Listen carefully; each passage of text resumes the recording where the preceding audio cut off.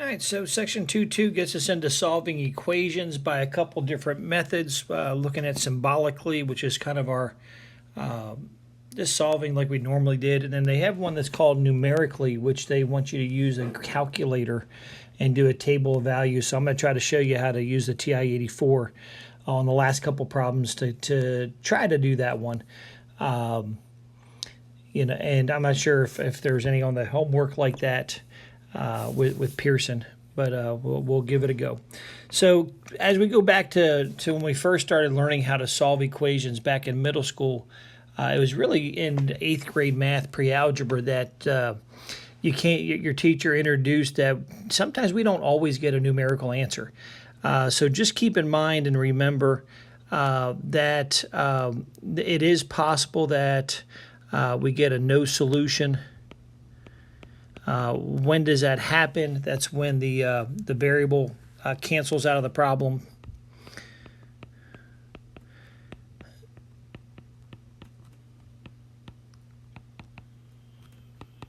And what you're left with is a false statement. And the numbers that are left are not equal. That are left make a false statement. Make a false statement. That's kind of a nice generic one we can use because we get to do inequalities in another chapter, so that we can use that false statement there. The other case was infinite many solutions.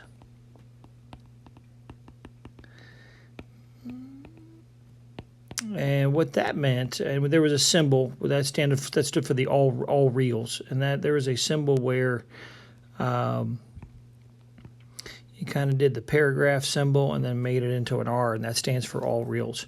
That means every value, real number will work and balance the equations you're working with.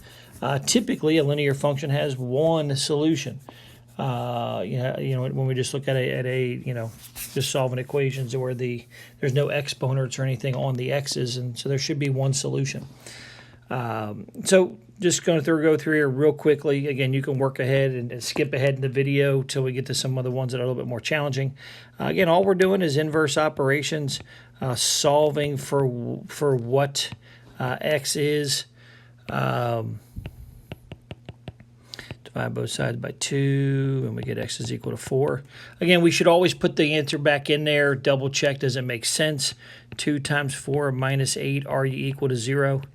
8 minus 8 is 0. So, again, here we're going to distribute. And really, this section is just trying to get you to work and get off some of your, get the rust off of your problem-solving skills for equations. That way we can go to more advanced type of stuff a little bit later. Again, always check your work.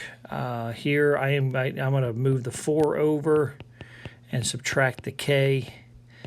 I like trying to keep my k's positive, or my variable positive. So we get 12 equals 4k. Divide both sides by 4, and k is equal to 3. Again, putting it back in there, 3 plus 8 is 11. 5 times 3 is 15, minus 4 is 11, so that balances. Here I'm going to subtract my k, add the 3, and I get k is equal to 6.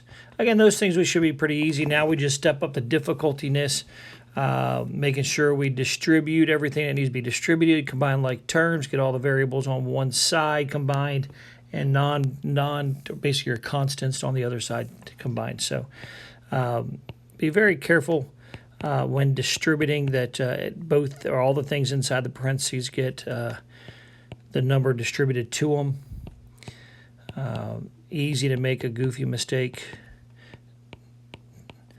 There we go. And now my choice on where I want to move what. I like that 10x being really big, so I'm going to bring all the x's. I'm going to simplify left side first. So that's a negative 16 plus 11x equals 4x minus 12.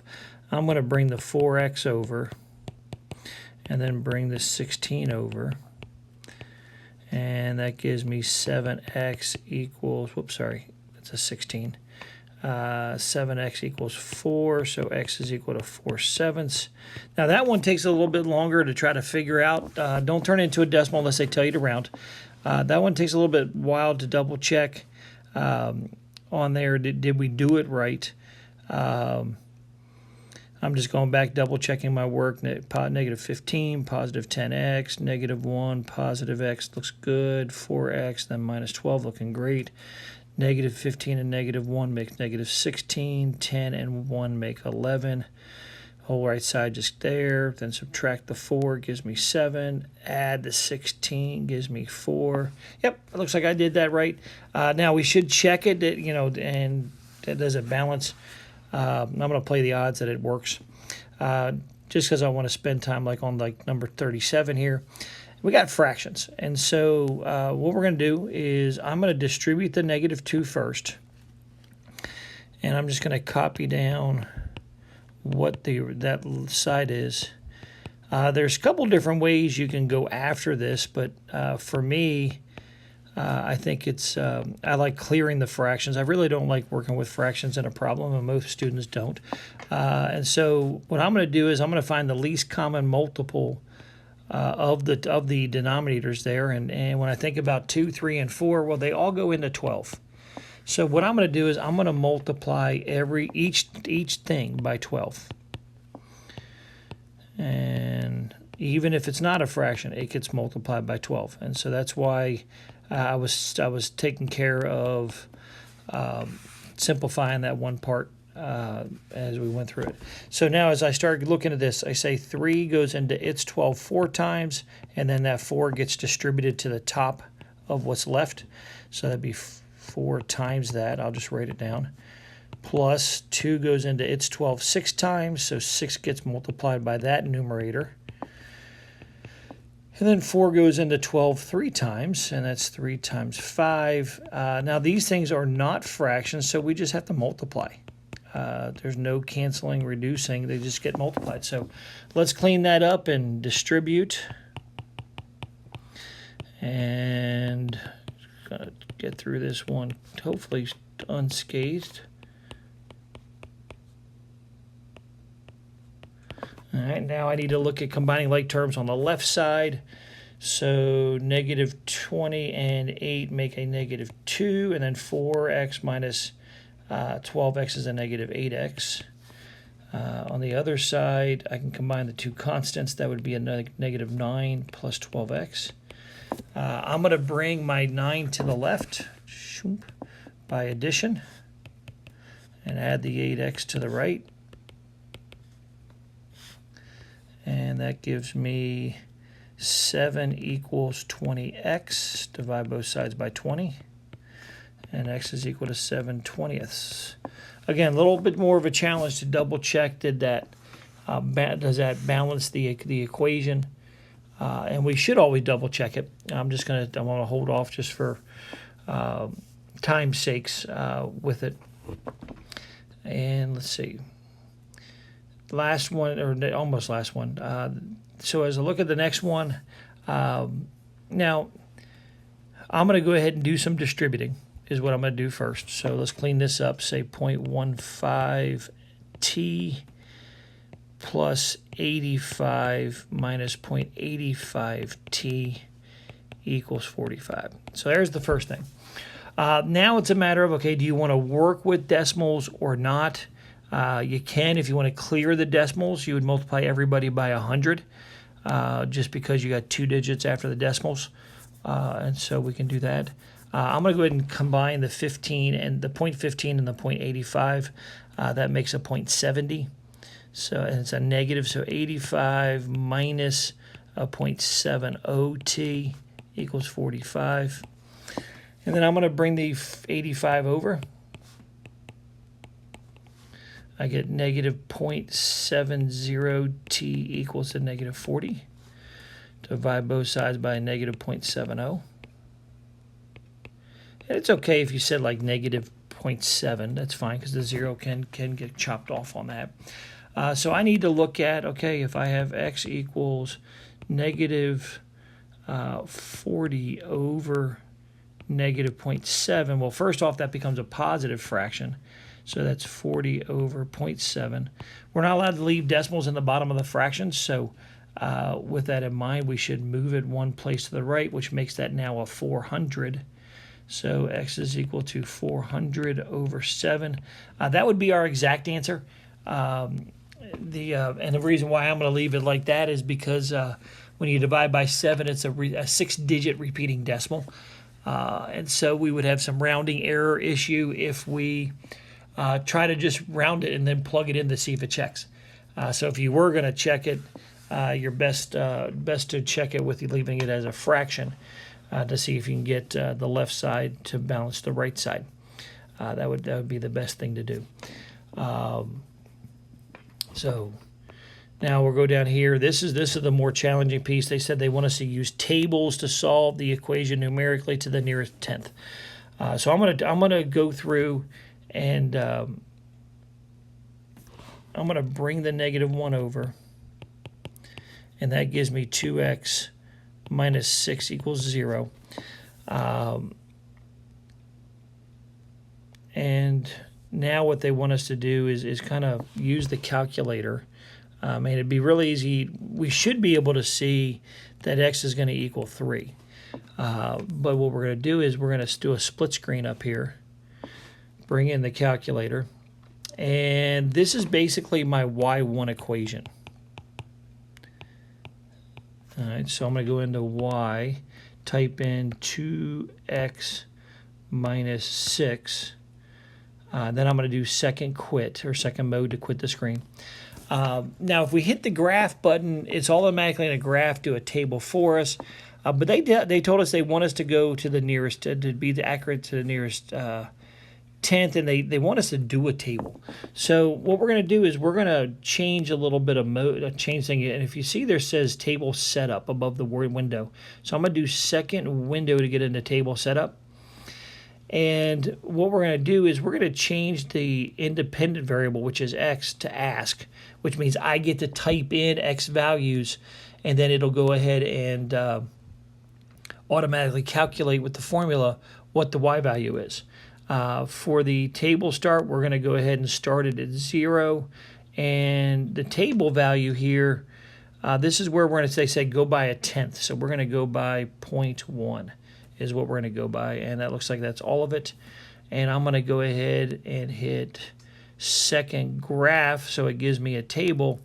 And then this is where I can go through and put in my own values. And so, or if I wanted to, and if I didn't want to put in my own values, I'd go back out there to table setup, change it to automatically generate what the independent variable is.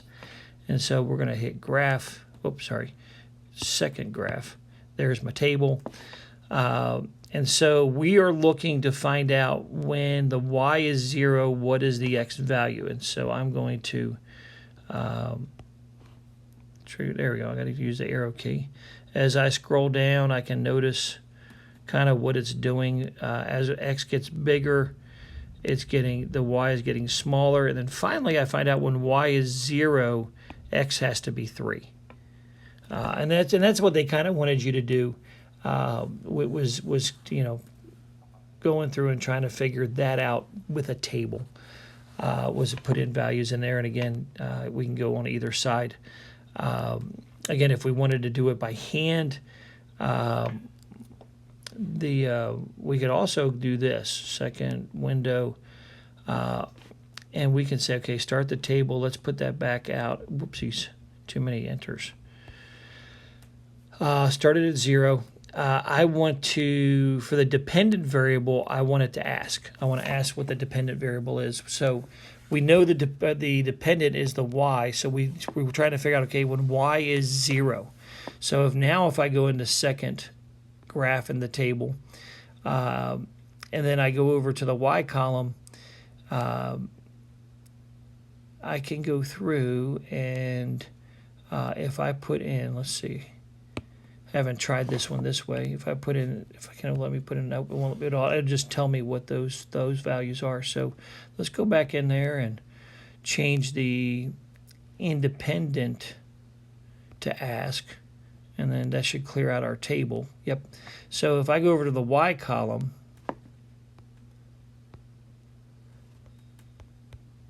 it's not letting me do it. Okay. I was trying to see if it'd let me go over to the Y column to try to figure out to type in a 0 there. If I put a 0 in there, it's just going to tell me nothing.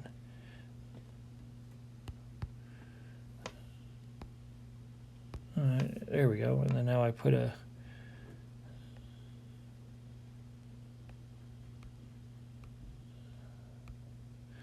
it's not really giving me a okay.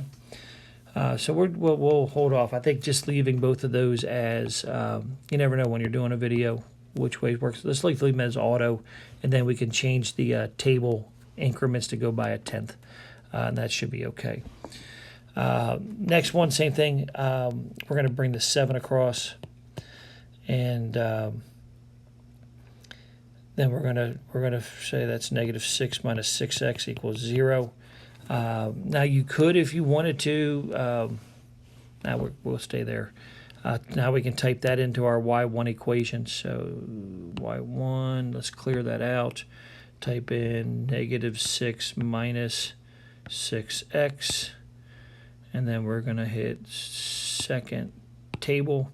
And then we're going to try to figure out, okay, when is the y 0? So as I look at what's on the screen, I notice as it goes down, as x gets bigger, 0.1, 0.2, we're going to be a bigger negative. So I'm going to actually scroll up to see when is y 0. Whoop, there it was.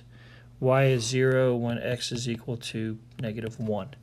And again, we would see that if we solved it. But again, our college, they like to do things a little bit different.